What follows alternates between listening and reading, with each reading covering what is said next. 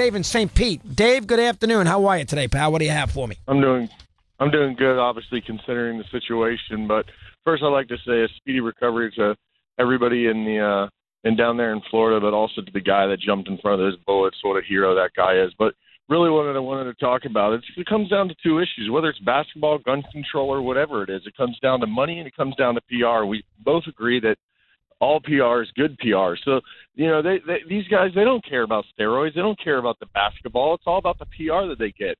And, the Florida politicians right now, what they were arguing about last week in the legislature, arguing whether or not UCF should have a novelty license plate that says national championship or not. They were wasting time in the Florida legislature last week on UCF's football team?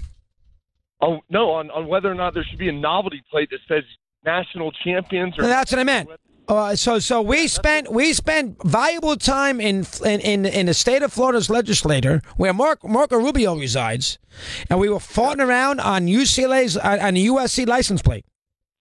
Yep, UCF's license plate, and so it comes down to the sad thing is that Trump says that he's going to do political reform and stop lobbyists, and all this money that the NRA gives to everybody. The sad thing is today, that after shootings like this and after these things happen, the NRA just gets pounded with donations after this. So they get the majority of their donations. Yeah, because the people who own the guns, they get nervous, and so they know the NRA's got their back. So when they get nervous because there might be some legislation that might be halfway decent in Congress, they go out there and they give the NRA more money, so the NRA can go out there and scream and yell and pay more money to Republicans to be in Washington. Yeah, I didn't realize that. That makes perfect sense. It's a good point. And you can't tell me that these Republicans honestly think that an AR-15 should be on the market. The only reason why they can't say anything, because if they do, they're not going to get voted. Yeah, you hit it right in the head. You're 100%. Their constituency will vote them out. But that's the only way you're going to solve this. And the one call, Steve in Delaware, was right. I'm sure there's plenty of Democrats who do a bad job with gun control too. So I should try to make this as political as possible. But I'm reacting to what I've read in the last 3 days from Cruz, from Ryan, from the president, from Rubio, all getting plenty of money from the NRA, who refuse. This is not the time to talk about gun control. That's their answer. In this somber time, yet the families who have lost children 2 days ago want them to talk about gun control, but they don't want to do it. Because they know when the emotions are high, they might have to give something up. It's hard to believe. It's terrible. And I tell you, I'm fascinated today. Nobody is calling up defending the FBI. You notice that? There is not one person kind of hinted while they're committing crimes, these colleges, so we have to get to the bottom of it. No, we don't. Who cares? Chuck Person. I care less. The rifleman, I could care, ironically enough, called that. I could care less. Chuck was a hell of a player. I care about that. But hell of a player. Fun to watch. Hell of a player. Great shooter, long distance, good player at Auburn. Hey, I don't care about Chuck Person other than that. He was fun to watch. Chuck Person wants to go out there and figure out a way to get recruits to go play for Chris Paul for Bruce Pearl, and he's going to use the shoe companies that have deals with Auburn to do it. Hey, you know what? He's not the only one. I'll live. But not one person's defending the FBI. I find that fascinating. Having that one person come up and says, Chris, you're being completely wrong on the FBI. They're wrapped up on the guns, not the FBI stuff. Here is Nick in Chicago, and he's Mad Dog Unleash's next call. Nick, good afternoon. How are you today? I'm great. How you doing, Doug? Nick, nice to talk to you. What's on your mind now? All right, so first I just want to go ahead and confirm with you that, of course, we need gun reform in this country. The fact that assault rifles are so widely available is obviously an issue, but I want to bring your attention to something else, too. So since 1982, out of about 100 of these mass murder incidents, only 3 cases involved a female. when we talk about violence and ultra-violence in America, we're really talking about male violence. Well, it's white male.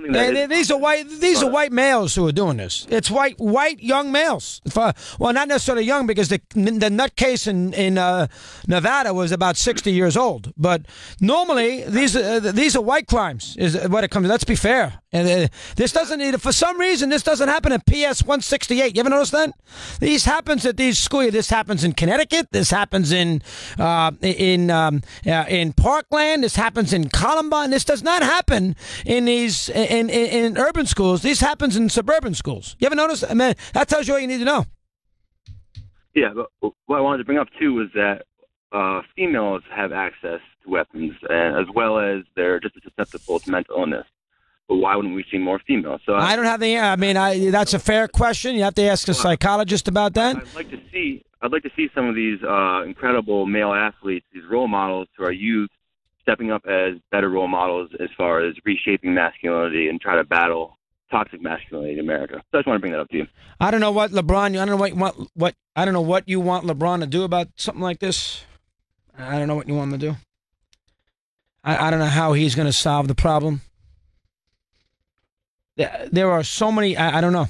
I don't know what. I don't know what. The fascinating thing is how this is really all the people who do this. The kid in the movie theater in Aurora, Chicago, Colorado. The nutcase in Tucson who hit the Congress lady. The incredibly horrendous person in Nevada. You go back even in time. Gantz in Newtown. Now the Virginia Tech kid was Asian, but all of them. This one here, even going back to the Texas one in 1965. All of these people who do this, these are white kids who are doing this. 90% of them, 99% of them, they're white. All right, the one in Orlando is a little different. You know, that kid, his family was from Afghanistan. He was an American citizen. He was a 50 year, he was older. But the school shootings are done by white teenagers. Why? Was the one in Kentucky a white kid who did it? Who killed the 2 people and injured 15 in that rural school in Kentucky last week? Or in January? I think he was too, wasn't he? Why is this the case? 19 in front of the hour. We continue. Disconnected. How are they disconnected? We continue here on Mad Dog.